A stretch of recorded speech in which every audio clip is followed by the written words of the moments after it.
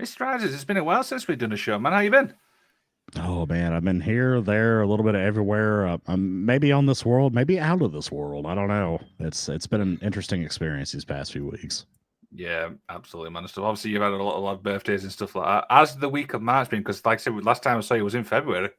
Oh my god, dude! It's yeah, like I said, it was very busy. I have a lot of birthdays and family obligations and things like that, and it's been kind of wild. Been trying to get some training in.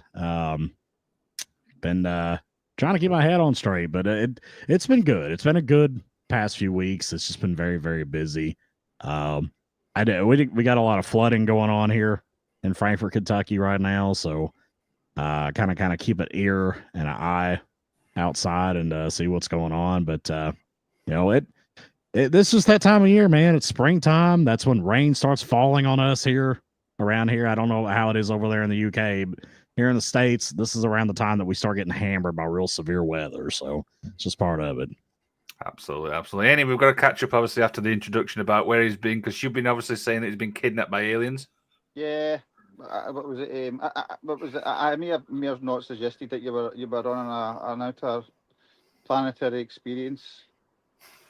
A little interspecies erotica. Yes. Yeah. Okay. There may have been some probing that was suggested. Hmm. Probing, huh? I'm Yes. gonna have to get you to describe in detail what you mean by Yes. that. So how Oh. is the butt? Can we just roll the intro first before we get into that? Here we go.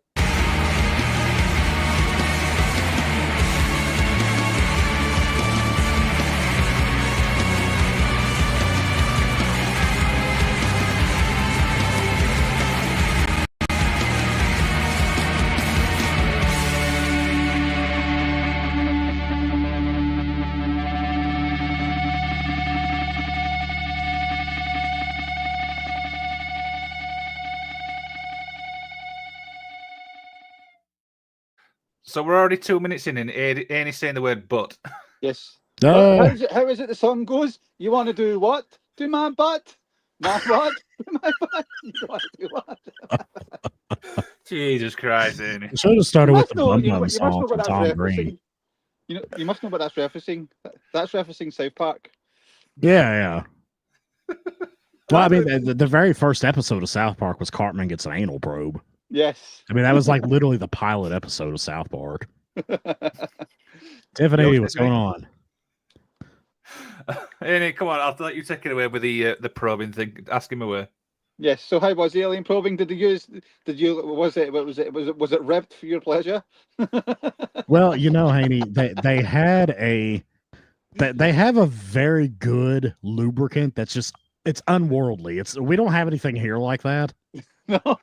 But the extraterrestrial lube, it's just in and out. You don't even know it's there. Oh wow. Yeah. What's going on, Daniel? Hello, Daniel's a friend of mine. She's joining the show today to check us out. So hello to her. Yes, I do apologize for my sense of humor. We're about to. We're not even 2 minutes in. We're already talking about sticking things up my ass. All right. I mean, it's just a sign of things to come, and I'm totally cool with that. It's chaos. Anything goes here. Absolutely. This is why it's called a live Q&A. Anything goes. You know what I mean? There's no restrictions and stuff like that. So, but overall, Mr. Isaacs, how's this week in particular been? This week's been a little wild, man. My allergies have beaten the shit out of me. Like I could barely talk. Got a little bit of a voice, thankfully. But there's a couple mornings I woke up this week and I could barely speak. It's like I said, it's been raining all week. Not to bring the show down too much, but we have been hammered really, really badly here. Unfortunately, there was a child that drowned yesterday because of flood conditions here in Frankfort, Kentucky, and it's scary, man. Like we live right on the Kentucky River. Now I live up on a hill, so it's not going to reach me, but still, there's some places in this town that are really going to be hurting. So, just think about us. We're going to be hurting around here for a couple days, but we'll get through it. Absolutely, man. I mean, thoughts obviously with a child and stuff like that. Hey, Nate, I mean, after that, I mean, how's your week been? Yeah, my week was mainly just work. No, nothing exciting. For Like obviously the previous weeks I had stuff on. This week I've had nothing on, so it's just been work.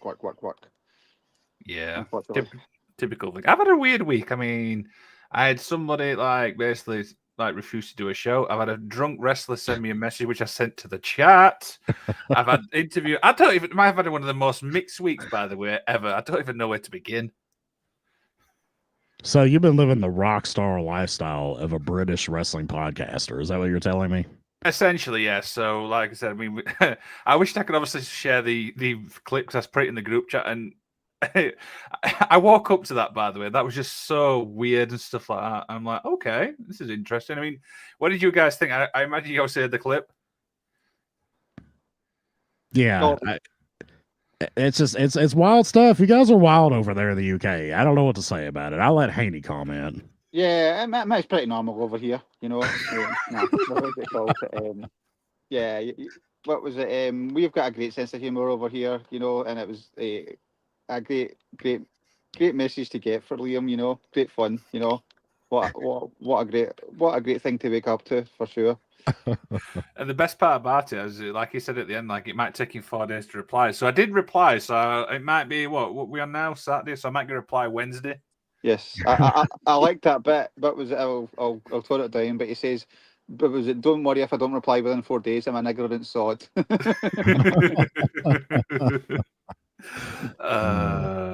stuff like that. So, Mr. Isaac, like I said, you've obviously been busy and match and stuff like that. I imagine you've not watched much wrestling in a way. Yeah, I actually have. I watched SmackDown last night. I watched most of Dynamite. I watched most of Raw. So I mean, I have been watching for the most part. I'm not going to say I've been thoroughly enjoying, but I've been watching what's been going on. So yeah, I've kind of kept up to date with it. Okay. Anyway, what about you? Have you caught up much? Yeah, I've pretty much caught up with everything. You know. Can we talk a little bit about SmackDown last night? I have a couple things I wanted to mention. Right. Yeah. Let's go for it. Yeah. First of all, did you all see what did you think of the Charlotte Tiffany Stratton promo? Like, is it just me or has Charlotte completely fucking lost it? Like, she does not know how to handle a crowd. She looks like she's. I mean, I don't want to look shame her or anything, but she's lost all her body mass. She doesn't look like herself at all. She looks like a deer in headlights. Like she acted like she's never responded to a live crowd booing her before. Like it was just weird, very weird. Ain't it? Yeah, for want of a better way, she's definitely not. There's something not right there. Obviously, she's went through a divorce with Andrade as well. So it's just. I think she thought she was going to come back to be like disillusional, being a super baby face, and then it's not worked out for her. Guys, my door's just went. I'll be back in 2 seconds if you just continue on. No problem. Every time. I mean, every single time that guy does a show, he just literally just has to disappear. It's the goddamn aliens. They're like, you're talking about us on the air, Haney, you little Scottish bastard. We're taking you next.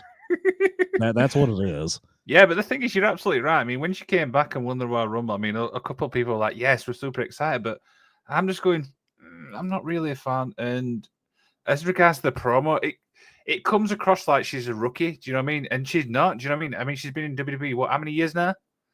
At least 10. I mean, like probably 12, 13 years, something like that.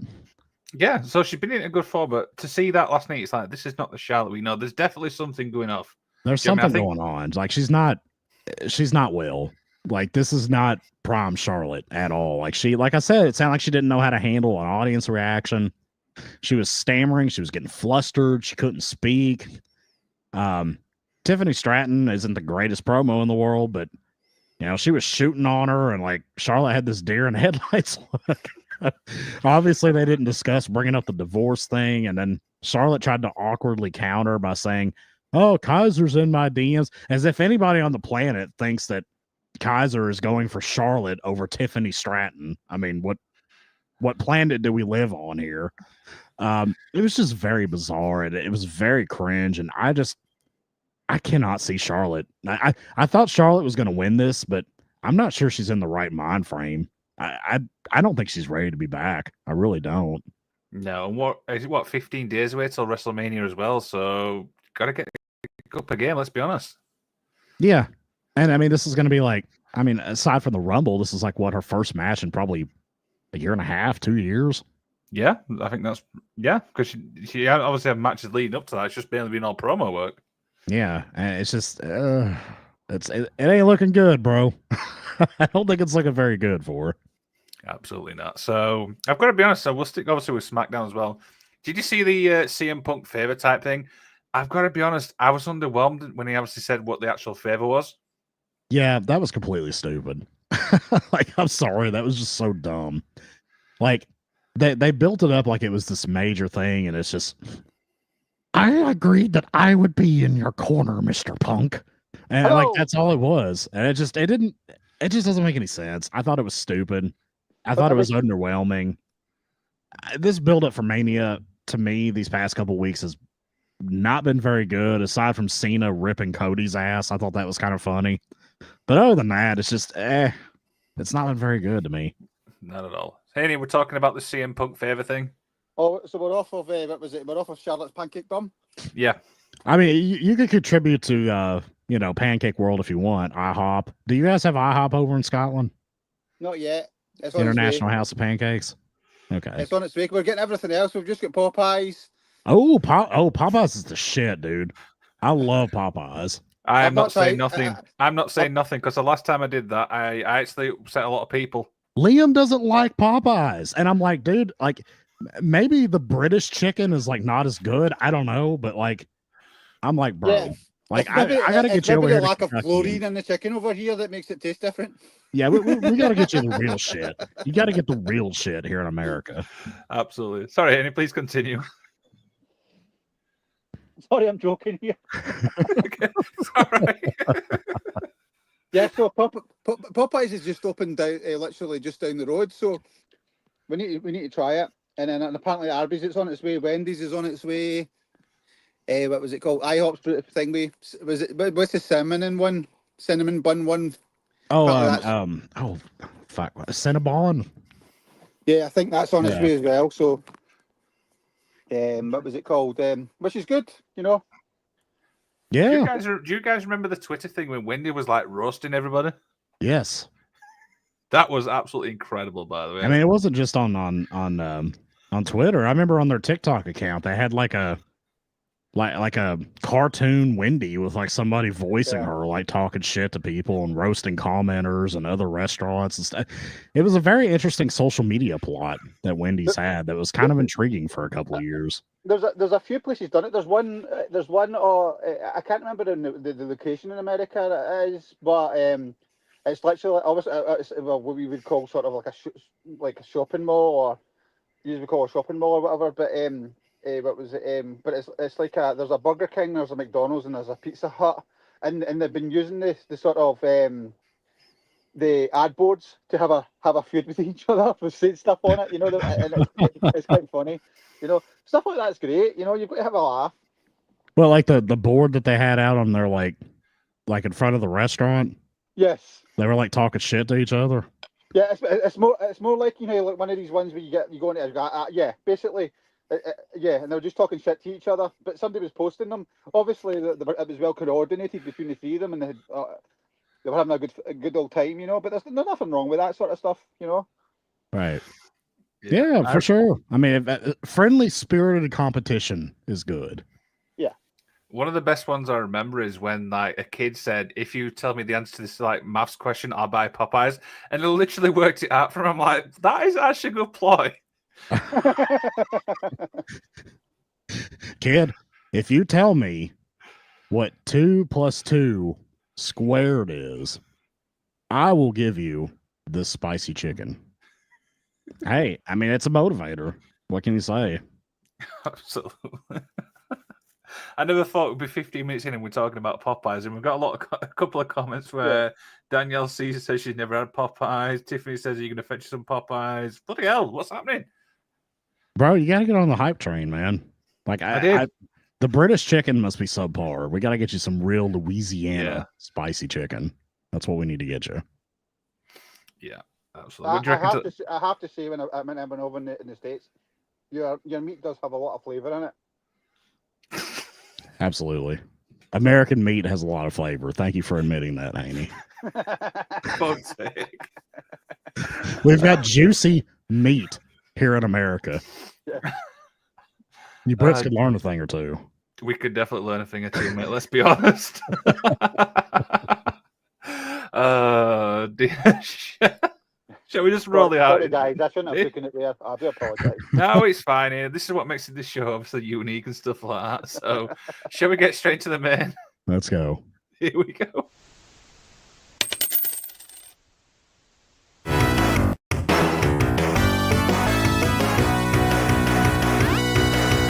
The main event.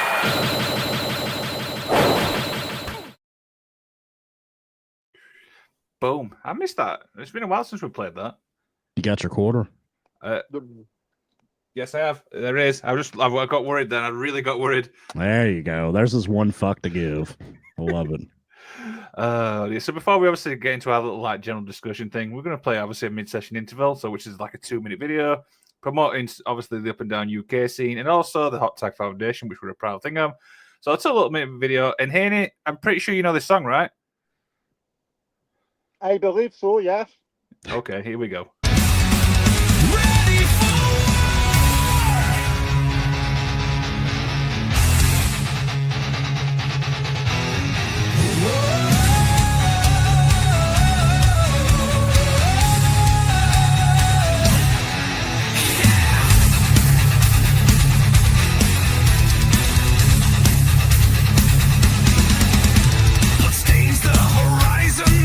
Turning red, steel claws of vengeance awaken the dead. The silence is shattered, the battle drums roar. We march through the ashes, we're ready for war.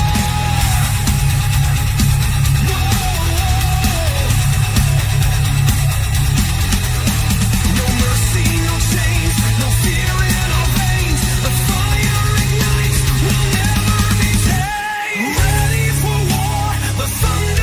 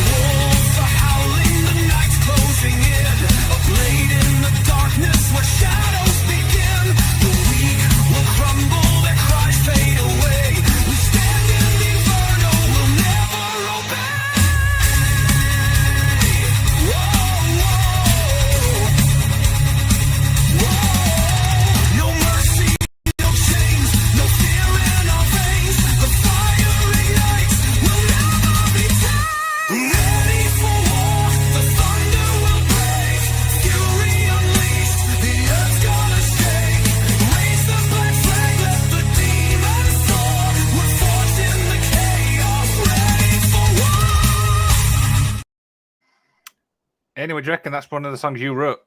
That's awesome. Pretty cool. We're going to start calling Haney the maestro of power metal. That's some dope ass shit, dude. I've got into some sea shanty stuff now, so that'll change, but it doesn't really fit the wrestling theme, unfortunately. So. Oh yeah, I can't wait to hear a nice sea shanty on the show. Did you hear my kebabs and rum one? That was a I did. I got the ones you sent us in chat. Yeah. Yeah. Dear. So, for people who go and check out the Hot Tag Foundation, the link is in our link tree. Go check them out. Go support them. Do you know what I mean? A wonderful foundation. Do you know what I mean? Giving back to obviously the UK scene and stuff like that. As regards obviously the upcoming shows, we'll put a link obviously into the description and after the show. Go check them out and stuff like that, and go support British wrestling, right, Haney? Yep. Go support British wrestling. It's the best in the world. Absolutely, absolutely. So I will be honest, I've not really got a script for today's show. Do you know what I mean? I'm just going to talk absolute shit. So, Mr. Isaacs, what do you want to talk about? Well, I suppose there's a couple things we could talk about here. We've got we've got AEW Dynasty tomorrow night. I guess we could kind of give our thoughts on what's going on with that. I'll tell you, for me, AEW has just about completely lost the plot for me. Like, I'm just not really feeling it too much right now. The Death Riders thing sucks. Moxley just isn't doing a good job as champion. I don't get it. I don't get why he's carrying around the belt in a fucking briefcase. I don't get why these guys just come out and just, we bad guy, we come out, beat up good guy. And like, that's like the whole show. Like, Yeah. to me, it's just been a very weak build up. And I just don't know where they're going with this or where, I mean, obviously, All In is going to be like their big show. So they're going to kind of have some throwaway stuff between now and then. Yeah, but that's like half a year away. Yeah. It's in August, right? Is it July this year? I think it's Is July it this July? year. Okay, so it's 3 months away. Yeah. Yeah, I mean that's a long time for sure. I mean that's a Yeah. quarter of a year. It just doesn't make any sense. I don't know. It's not very good to me. What are your thoughts on it? I know we've kind of been pretty critical of AEW in our private chats here the past few months. What do you guys think about the build up to Dynasty tomorrow? Do you have any thoughts on it? What, I will be honest with you. Do you know what I mean? I mean, when AEW first started, I used to be a proper mark, watch it week in and week out. But I've gone to a point now where I'm just a casual. I've got to be honest right now. There's just something about the product where when it first started, like new product, like you got invested, something new, something different. But over the past, I want to say year and a half, I've really been phasing out because there's just nothing there what invests me much to check in the next week, the week after that. And your prime example, you said there, the Death Riders thing, it's just absolutely crazy. I mean, we saw the thing with Moxley on the spike, like nail thing. I'm like, what the hell are they doing? Let's be honest. That was disgusting. Like, look, I said on another show I was on, it's like, I don't mind. I like hardcore. I like old school ECW hardcore wrestling. I like chairs. Yeah. I like ladders. Maybe even occasionally throwing fire once every couple of years. Yeah. I don't like glass. I don't like needles. Yeah. Like, And that- that's where you cross the line with me, and you lose me at that point. And sorry to insult people, but that's when you know somebody hasn't actually watched ECW when they use, well, ECW used to do stuff like this. No, they didn't. Nope. No. ECW never used like glass or light tubes, or they didn't do any of that bullshit. And then and it's like, what was it like CCW? Just to give you a sort of perspective of what CCW. Obviously, that's more of a sort of like, what was it, mid 2000s, 2010s promotion, right? Yeah. The fact that a huge amount of that roster are either dead or severely injured tells you why you should be doing shit like that, Yeah. And then my other gripe is everybody goes on about how, well, John Moxley used to do this before he was WWE. No, he didn't. He was one of the pussies that didn't do it. And the reason why he didn't do it? Because he hasn't done it because he hasn't got the scars that all the other guys that did it have got. Yeah. Because he wanted a career and he wanted a professional wrestling career in the WWE. He wanted that. And what was it? And that's why he didn't do all that stuff. That's why he didn't do all that stuff. And now he's pretending that he's some sort of like death match king. It's like you're just a bellend. That's what you are. I've seen a couple of his CZW matches, and I mean he did do some wild shit, but not like a Nick Gage or somebody like that. No. Yeah. Or DJ Hyde, Yeah. the owner of CZW would always do a bunch of wild shit like that. Yeah. Yeah. And what's funny, because it's been brought up in some other podcasts as well. And I mean, I mentioned it as well. It's like everybody like shat on Brock Lesnar for not giving Dean or Dean Ambrose the match that he wanted. If this is the shit that he was planning and wanted to do, no wonder Brock Lesnar says no. For crying out loud. Brock Lesnar's like, no, you're gonna sit there. I'm gonna German suplex you on your stupid head. Yeah. And you're gonna do what I tell you to do. All right. Exactly. Crying out loud. Absolutely. But Yeah, the ECW thing that kind of irritates me. People are like, ECW did it too. Yeah. No, dude. And I get tired of the narrative of ECW was only hardcore. Okay, Yeah. I mean, if you watched a New Jack match, sure. If Yeah. you watched a Dudley's match, you'd see a table, sure. Go watch RVD versus Jerry Lynn. Yes. Watch their trilogy of matches and tell me there's not one single hardcore spot in that. And it's Yeah. damn near flawless as wrestling matches. Malenko, Guerrero, Yep. Benoit, Jericho, Mhm. Mysterio. You know, they all had matches. You know, Mysterio and Psychosis, probably arguably their best match was in ECW before they made it to WCW. You know, but everybody jumps on the sort of ECW bandwagon. The other one is like, well, if it was that bad, they would have took the ECW off of the ECW was on at 2 a.m. in the morning, for crying out loud. I used to stay up till 4. I stayed up till, no joke, on Saturday night. I would stay up till 4 o'clock in the morning. And we had one of those, this is back in like the 90s, late 90s. We had these gigantic satellite dishes that could pick up like 400 different channels from all over the fucking world. And like I would watch ECW on this obscure sports channel out of Florida called the Sunshine Network. God, I remember that. At 4 o'clock in the morning, I would watch ECW. Yeah. There's a lot of people that like to profess that they love these. If ECW and Ring of Honor had the fans that people claim that they would never have been out of business. You know. Yeah. They just don't. They just didn't have. They didn't have that. It was a niche market. But you know something funny though. Yeah. Even though ECW was a niche product. Yep. ECW on TNN got over 1 million viewers weekly. Yeah. What's AEW now? Is it around 6,000? It's like 500,000. Yeah. ECW had double the viewership of modern day AEW for perspective here, where we're talking about ECW being a small product.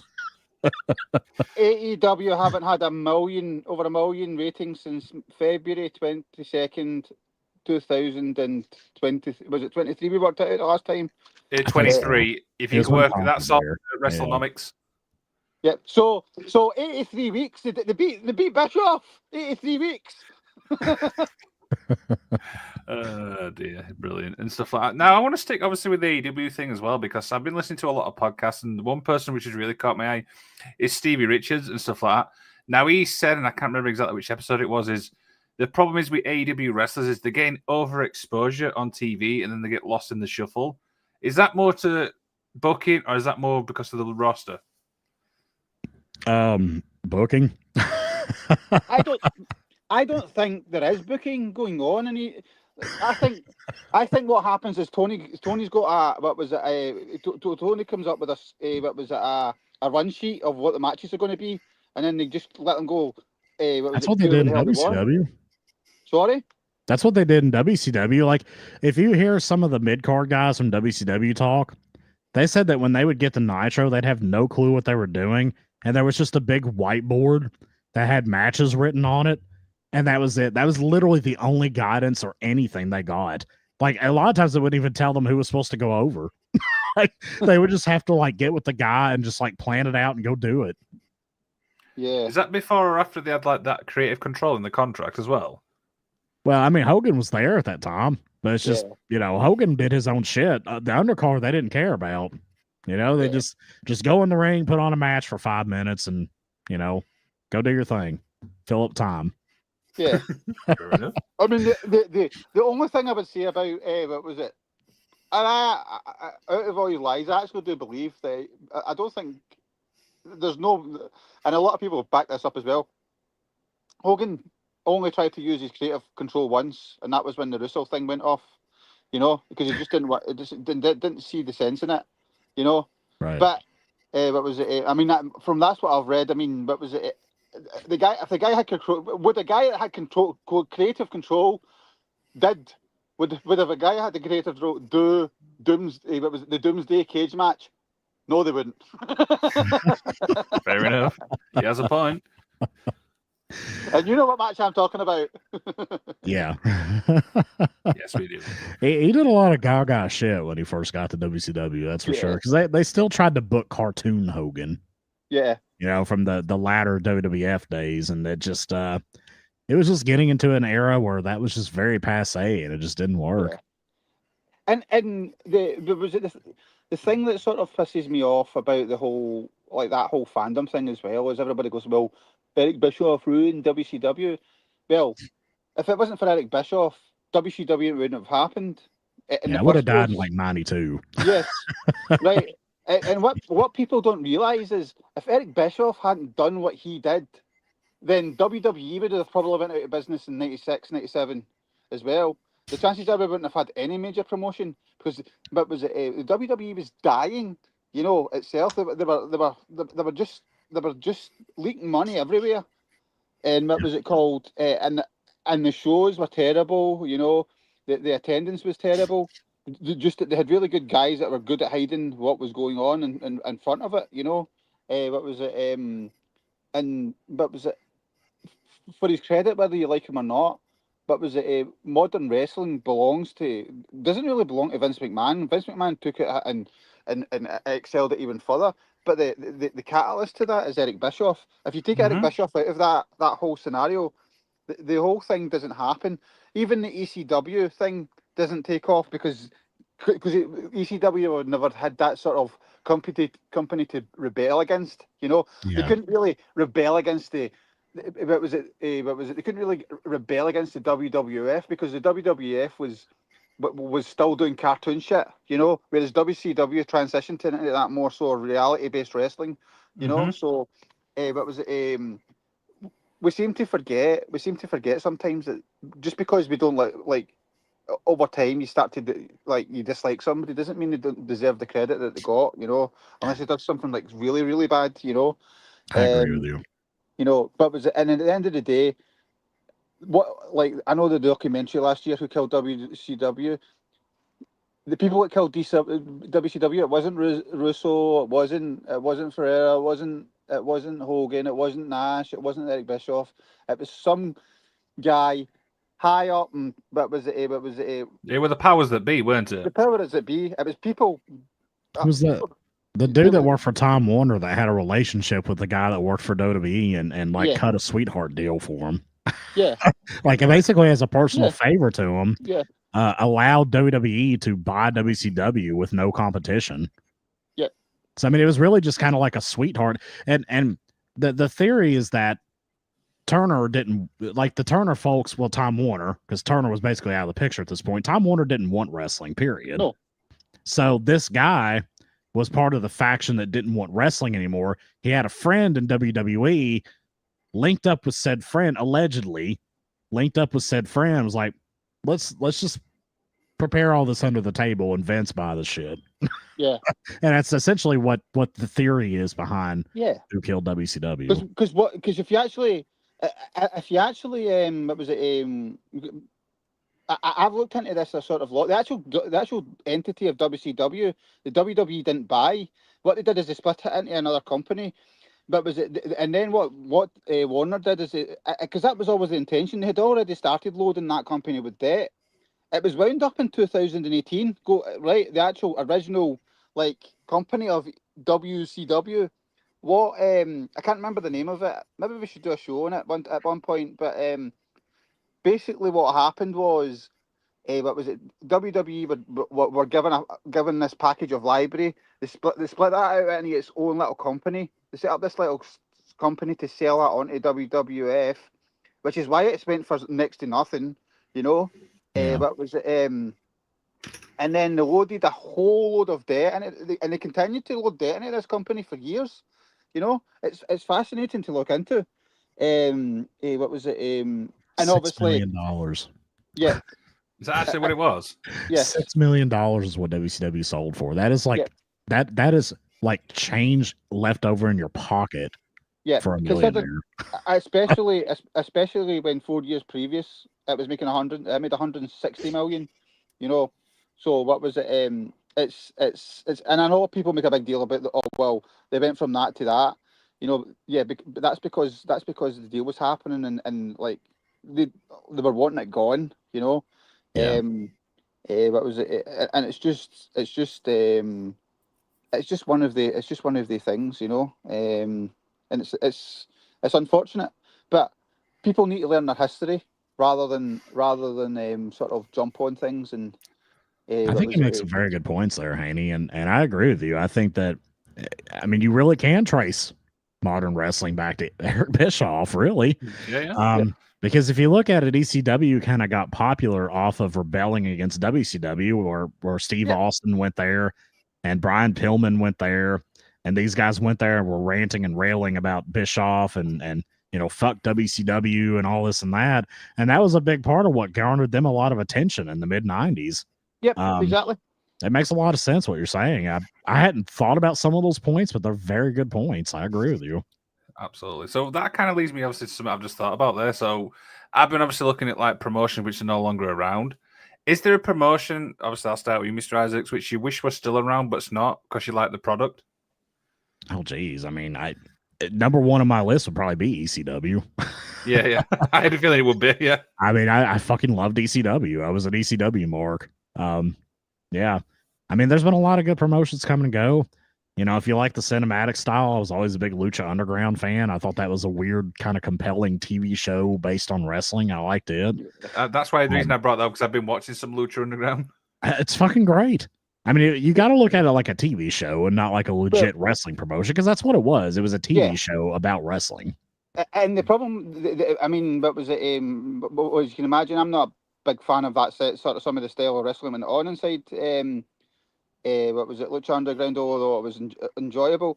It was a TV show. Things were recut and re-edited, in matches to make make things look better than actually happened. Right? Yeah. If you actually go on, like, engage with people that went to shows and things like that, they'll tell you there was a lot of shit went on, but it was so well organized, and I think that's one of the reasons why MTV, get fed up with it as well, because there was a lot of not politics, because everybody was in it was wanting to make it succeed, but it was costing a lot of money. Sorry? It was the El Rey Network. Yep. Robert Rodriguez's channel. It wasn't MTV. Was it not MTV, you're thinking of Wrestling Society X. Oh, sorry, I am. Yes, I'm getting too confused. Yeah. That didn't last very long. No, was that the one we had Seth Rollins? Yeah, that was the one. Yeah, that was the one that had Seth Rollins and Teddy Hart was in it, and X-Pac was involved in it. Yeah. Yeah. I'm sure the episodes are on YouTube where you can watch them back.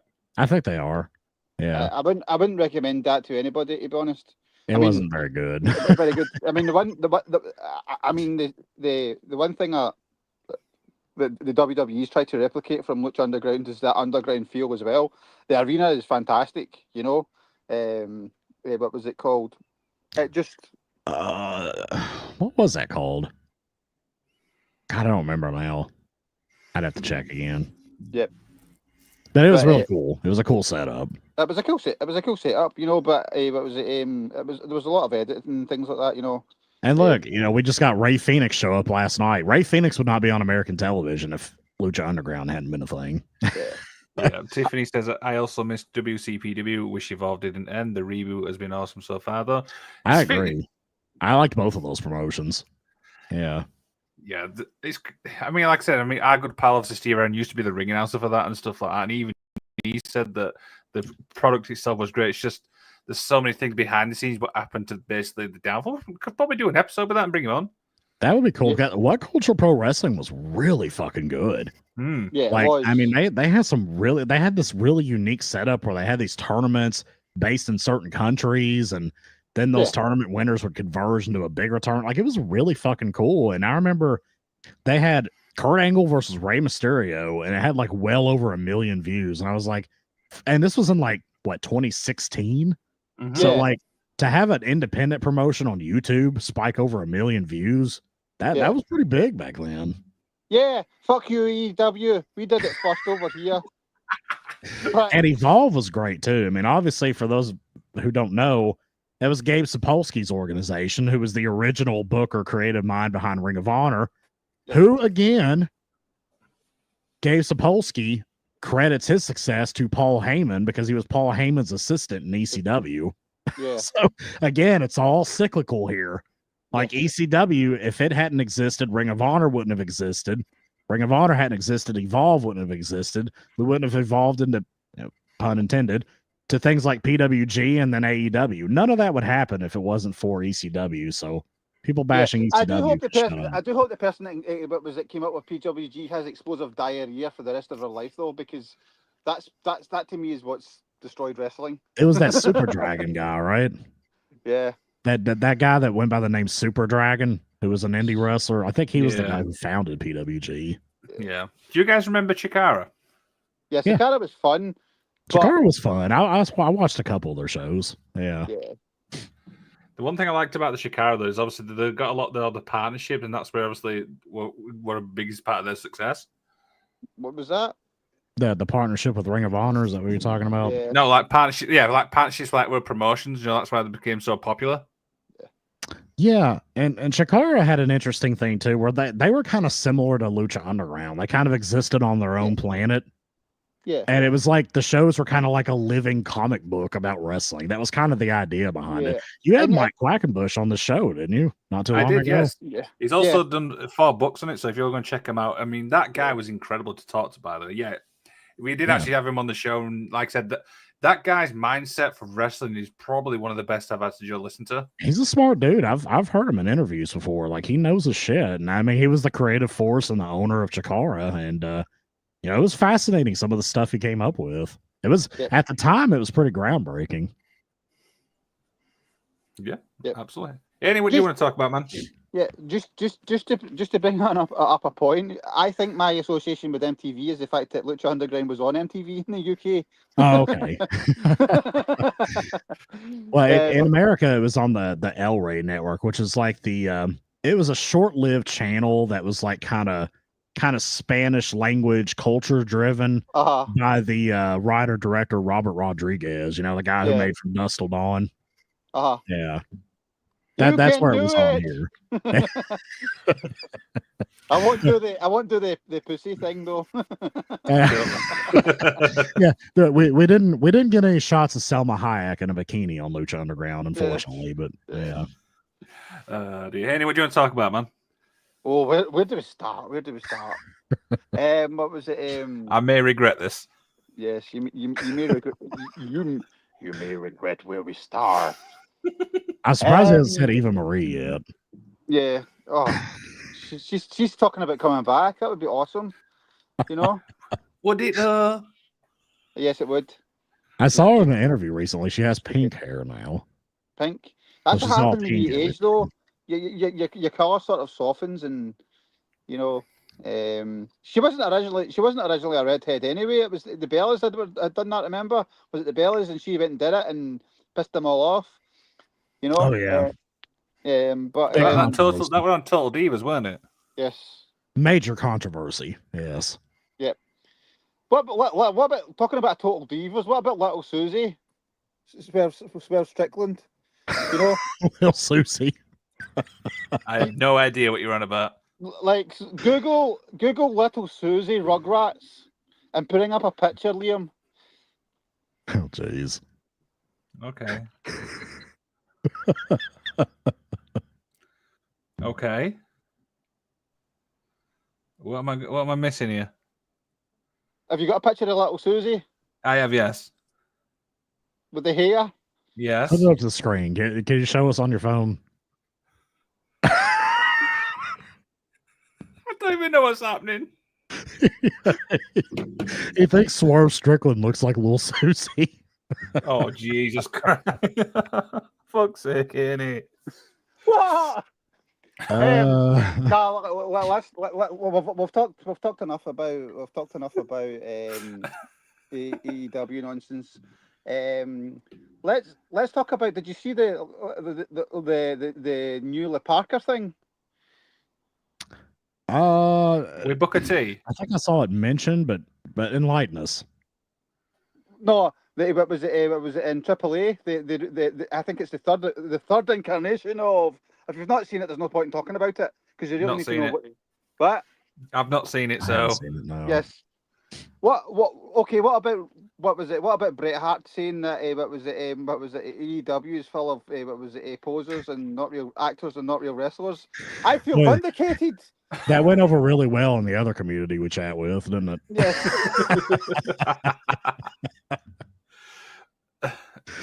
I did see that. I thought that was pretty funny. I mean, I agree with them.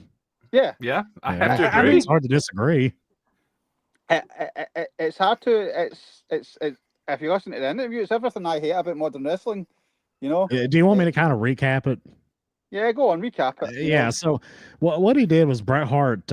He went on the Ariel Helwani show, So for anybody that doesn't know who that is, Ariel Helwani is a big MMA journalist commentator. Yes. But occasionally he does. He's also the arch enemy of many AEW fans. Yeah, I'll get to Because that in a minute. They've all got boo-boos. Right, okay, sorry. Ariel's one of those guys that he is a little controversial. Dana White hates him. Of course, Dana White hates journalists. That's just kind of how he is.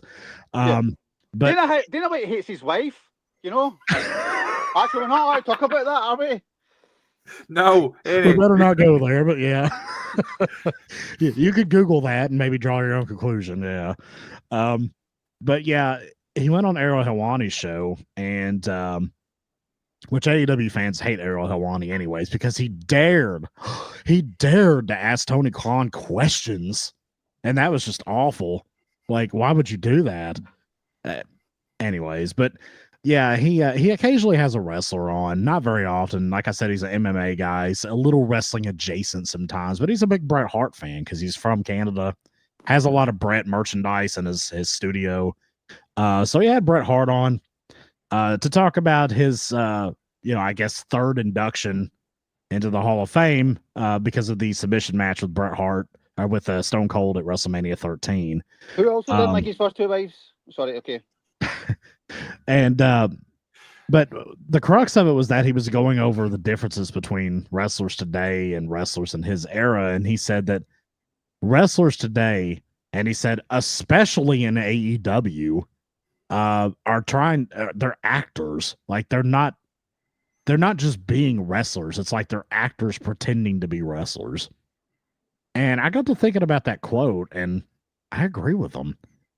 I mean, are there any like legit tough guys that just act tough, like as a shoot in AEW? Like, I don't see it.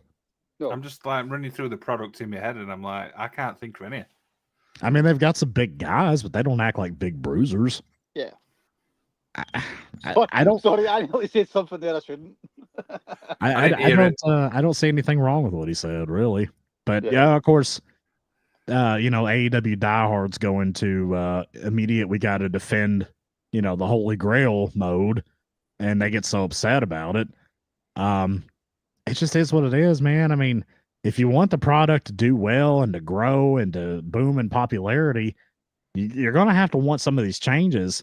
If you just keep insisting on having your stupid play fights with Orange Cassidy, then we're going to see it dwindle from 500 to 400 to 300 to 200. Eventually, it'll be TNA Impact, where 50,000 people watch it. Yes. I mean, that's what's going to happen eventually. Yeah. I mean, Tony's going to keep on funding it regardless, As Dixie Carter always did. Yeah, I mean, the only thing that AEW fans need to worry about is that Tony finally gets laid, and then he moves on from wrestling.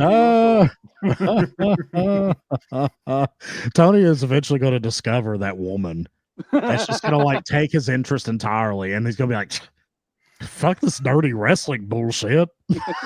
You mean I can have this all the time? Yeah, yeah. Exactly. I mean, what was it? As the story goes, the reason his dad let him have the wrestling company was to keep him because of everything that happened at the NFL and everything that happened at Fulham. They had to give him something to keep him distracted because he was just causing problems.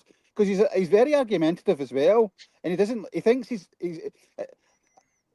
everybody says, and he probably is a nice guy, But you can't be narcissistical about things just because you're in a position of power because your dad's got money, Yeah. What was it called? And he's pissed off.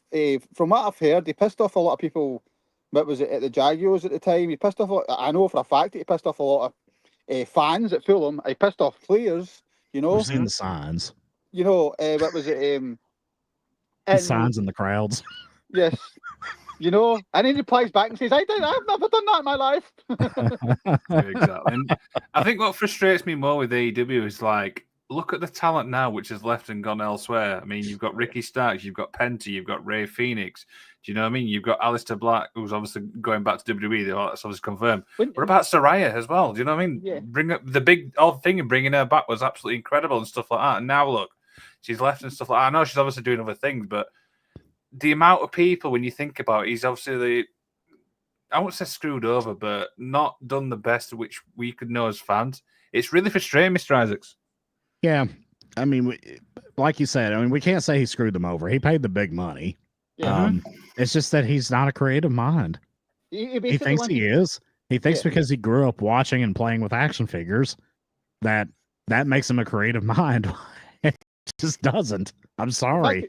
Like, he doesn't know the business well enough from a creative perspective. Yeah. He should have hired a wrestling booker from day one. He's got He one should have there. got Gabe Sapolsky, or he should have got Court Bauer, or he should have got somebody who is classically trained He in tried pro to. wrestling creative. He's And got one there, Jeff Jarrett. well, but he's not a booker though. No. But Like, he did needs the to thing hire with somebody TNA. as booker. Yeah. I mean, Yeah. he tried to, and his name was Jim Cornette. And the only reason, like, Jim didn't get involved because of the Young Bucks and Kenny Omega, because as soon as he heard about the guys, he was like, no, Yep. So, what was it? Not a chance, what was it called? And it's just. I mean, his mentor's Dave Meltzer, for crying out loud. Uncle Dave. Fuck's sake. Dave But, Meltzer and Brian Alvarez. But And hey, I And tell Brian you what, Alvarez. Brian Alvarez has come around. he's coming around. Some of them are, Brian. Brian Alvarez has been like, I gotta tell you, Dave, I think what's going on here just fucking sucks. Like, it's just not very good. The creative doesn't make any sense. He's got his real over exaggerated voice that he Yeah. uses on the radio show, then- and like, And, Do you know and the then- one thing I actually like as well is when something happens in AEW, the first two people I look for a podcast is Jim Cornette and Brian Alvarez, just to see what they're going to say. I always look at Cornette's clips about anything controversial. Yeah. Sorry, you know what were you going to say? If somebody tells me, like, people going about like you're Jim Cornette. Jim Cornette is relevant because he's done it. He's been there and he's done, like, he's just the mind that man's got for the business is unreal. Yeah. Insane. When he used to do watch along to matches and he used to break down stuff for people, and the insight you got into what was going on with a match was just unbelievable. The psychology of it, why this was done, why that was done. Okay. Everything was when he was a manager. What was it when they were sorting the matches out in the back? They didn't sort them out with the wrestler. They spoke to Jim. Jim. And Jim relayed back what was going to happen. That's how good he was. What was it? And what was it called? Somebody like that would have been good. What was it? The issue was, I would say, with Jarrett is what was it? Is I think Jarrett, he's a very good marketing guy, but he's booking. What was it? And it's. Dixie's the main reason why Impact went down, but Jarrett booked a lot of friends that he shouldn't have been booked. That was it. But you're always going to get that. I mean, that's not criticism. You're always going to get your favourites, and you're always going to do that, and you're always going to have stuff that's bad. What was it? But you need to have more. You need to have more great than bad. And it's just unfortunate for me with TNA. TNA, like 2006 to like 2011. Before like Hogan came in, the main event of Mafia was awesome, right? Yeah, that was a good time for for TNA. Yeah, and the matches that AJ was having and Samoa Joe were having, and it was just Even TNA Sting, I was a big fan of as well. I just want to point that out. Sting put on some great man, and I've always argued that my favorite Kurt Angle is TNA Kurt Angle. He most definitely did have a better run in TNA. Because he was allowed to do more what he wanted to do. I liked him better. I liked him better as the guy who had the hood over his head that came out to rap music and was a badass shooter type. I like that better than comedy guy. Like, I just like that better. There's also an argument, though, he wouldn't have been in that position if Vince hadn't done that with him, so... Oh, obviously, yeah. So what was it called? It's very interesting to see, like, when you're looking back at sort of Kurt's run in WWE, it's not very long, No. It's only a couple of years. What was it? It And, was about 5 to 6 years to be exact, I think, Yeah. wasn't it? 2000 to 2006. Yes, and three of the years are practically gone because of the them that shall not be named. You know, what was they called? But just an absolute phenomenal guy, and going back, like what was it? If, like I implore people to go back and watch the first couple of episodes of EEW and then watch what's going now. Right, if you're an EEW fanatic, and then come and tell me that AEW has improved in any way whatsoever. It was It way went- better. It was yeah, it was way way better in better at the beginning. 2019. I You don't- know, Sorry, Henry, I don't mean to cut you off there. I disagree in some aspects. I do think the women's division has improved. I The just want to women are emphasize, better. but Yeah. but the women, what are the women like? Tell me what the women are doing, right? Yeah, right. Well, let's pigeonhole this a second. okay. Most AEW fans hate WWE, right? Yeah, right. Yep. But so, which is quite a hypocritical because they go bang on about why can't we just love wrestling, Just right? love Yeah, wrestling. right. Just Right. not the one place. The one thing that is good about the women's division is Tony Storm, which is 100% something the WWE would do as an entertainment character, right? Yeah, and totally against what EEW. That is against the grain of EEW, as Yeah. opposed to, and she's only allowed to do that because it got over, right? Yeah, but was Right. it because if it didn't go over, and I'll be honest with you, Tony's matches have went way downhill since she started doing that gimmick because she's a phenomenal wrestler, right? Yeah, and She's a great wrestler. and she was underutilized in the WWE for sure, But was it the matches that she's having? What was it? It's very if WWE were to do that gimmick, people would have shot on it, right? Yeah, right. Oh, of course they would. Oh, Right. 100%. If WWE and it was did what they were doing to Okada, they would be accused of being racist and all sorts. That's Right. true. Right? You're right about but- that. You're absolutely right. If they had, you got the Japanese guy who doesn't speak good English just coming on saying beaches, huh? Oh, how Yeah. racist. Yeah, you're right about that. So there's a lot of hypocrisy there and things like that. And people say to me, well, why do you? I don't hate EEW. I mean, I've spent a fortune going to see EEW shows, right? Yeah. I've But- been the but- two. Yeah. But which I feel like, and people say, well, you're not the gate. Like they started, like somebody started using this gatekeeper thing. Like, fuck you with the gatekeeper thing, But was it? I'm spending. What was it? Hundreds of pounds going to see a wrestling company, and my partner spending hundreds of pounds to go see a wrestling company. I'm entitled to say what I want about it, Yeah. Because I'm invested in it, I said something the other day in one of the other group chats. I said wrestling is the only business on the fucking planet that people are like, oh no, paying customers shouldn't have an opinion. Yeah, Who Like, the what fuck planet do said we live that? on here? Like, I don't get that. yeah. Who the fucking hell said that? Well,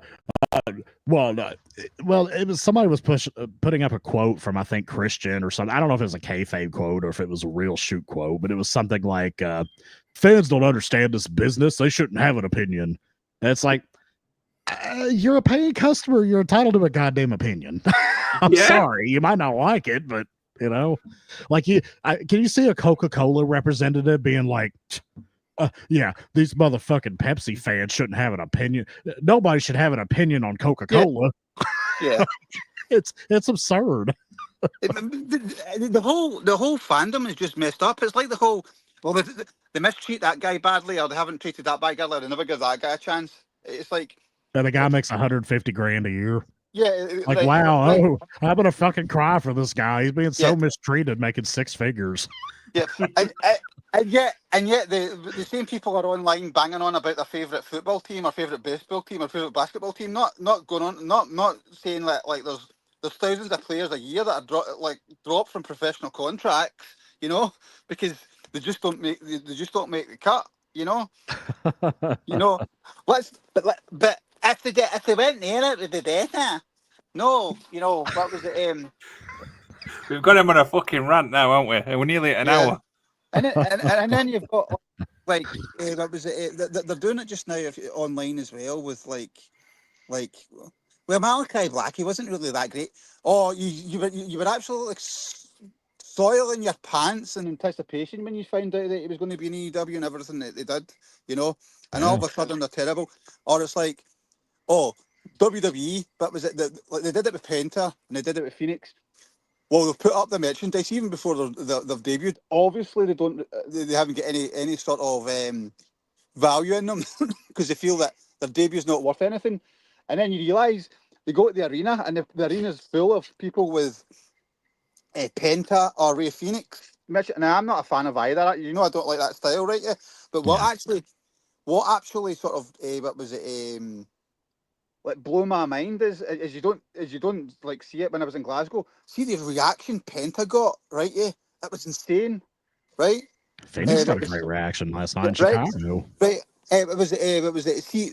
They were running promos on the video. They were running promos on the big screen. What was it? Obviously, it was like an ads and things like that. But when the taping, and see any time like Stephanie Valcour come on or Julia that come on, the place was going absolutely nuts, right? Yeah.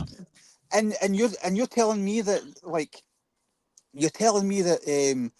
like NXT's a bad thing as well, you know? But and then they're going like they're all shouting about like the Speedball Mike Bailey. This is great. He's going to be like thingy. He's been about for about 20 years, mate. You know, he's no anything. Where you been? Where have you been? The lad Knight that they've signed. But the problem for me is that like these guys need to go on like do stuff. They sign them when they start getting any sort of recognition, right? And then they're on TV. They don't get a chance to sort of do that sort of development that they used to have in the Indies, and which I think was NXT sort of replicating a little bit, you know.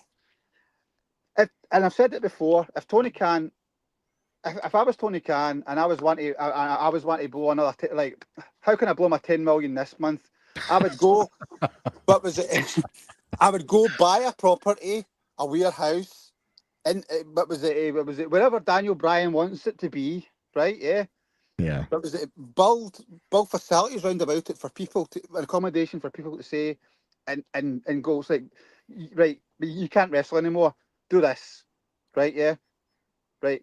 Have a school, have this school, you know, and invest your money in that. You might have 3 or 4 years. Because see 3 or 4 years from now, the WWE is all going to be WWE made, right? They're not even looking at the independents anymore for people because they don't want the hassle. They've realised that they can train their own guys, you know. I mean, Haney, we've been covering it, the LFG thing. Look at the talent from that. Yeah, you know. It's all going to be about homegrown talent. Yeah. Yeah, and people say, well, the WWE haven't created anybody massive in a long time. Roman Reigns, Seth Rollins, you know, what was it? Drew McIntyre's WWE. Roman Reigns is the best example because I don't think he literally had an indie match anywhere. No, he didn't. You know, what was it? What was it? And what was it? He wasn't like, and I mean this like, I feel terrible for saying this. Sorry, Roman. Sorry, big dog. Sorry, sorry, my tribal chief is Paul Heyman. I'm sorry, my tribal chief. Yes, my tribal chief. Yes, my tribal chief. Such a slime bag, isn't he? It's so awesome. But what was it called?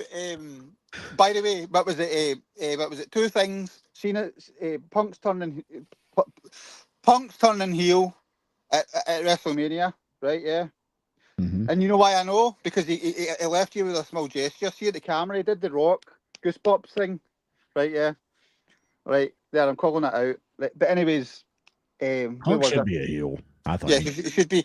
Dean. What was it like when Roman came in? He was the green one, you know. And what was it? And if you actually listen to Cody's story as well, what was it? Him being brought in with the legacy thing was very detrimental, and that's a big lesson learned for not only Cody but for the WWE. You know, because he had to go away to find himself because he didn't have an identity. He was this WWE guy. He was Dusty Rhodes' kid. You know. Yeah. What was it? What was it? So the fact that like people are sort of like not coming up from the indies scares me a little bit now, because they're not been given a chance to breathe, and it's almost like an AEW when somebody. I don't even know why New Japan are allowing have got a partnership with AEW, because they've decimated their roster and they've decimated their product. It doesn't Right. seem to help New Japan at all. No, No, it's exactly. I just- mean, who they've got now apart from Gabe Kidd, who's probably the only one who I actually know. you know, and you're talking about guys like what was it, through the sort of grapevine of online communities, guys like Naito and that their deals are up and they're talking about leaving because they're pissed off with the whole sort of like what's going on. Why are you giving all these foreigners the spots? You know, what was it? What was it? It's funny when it's choosing another foot, isn't it? You know, what was it Yeah. over here? You know, but these guys don't get a chance to breathe, and Tony signs them up. And then, what was it? Once he's finished playing with them for a couple of weeks, he puts them in the toy box. You know, Prime Tony example, is Sid Camille. from Toy Story. Yeah, throwing him back in the toy box. I don't want to play with you anymore. That's what I'm saying. Tony is Sid from Toy Story. That's Tony with Malachi Black. A little tatted up Andy back in the toy box. You know, I wanted to talk- that's what the former AEW wrestlers should do. They should write Tony on the bottom of their feet. You know, when they come over to NXT. I want to Timmy, talk I about haven't this. had a Sorry. chance to check out the new Evolve yet, but I need to. I'm curious to see what Gabe is doing with it. Yeah, it's interesting because Tiffany said there, I look forward to Evolve more than Dynamite. That's 45 minutes is more entertaining recently.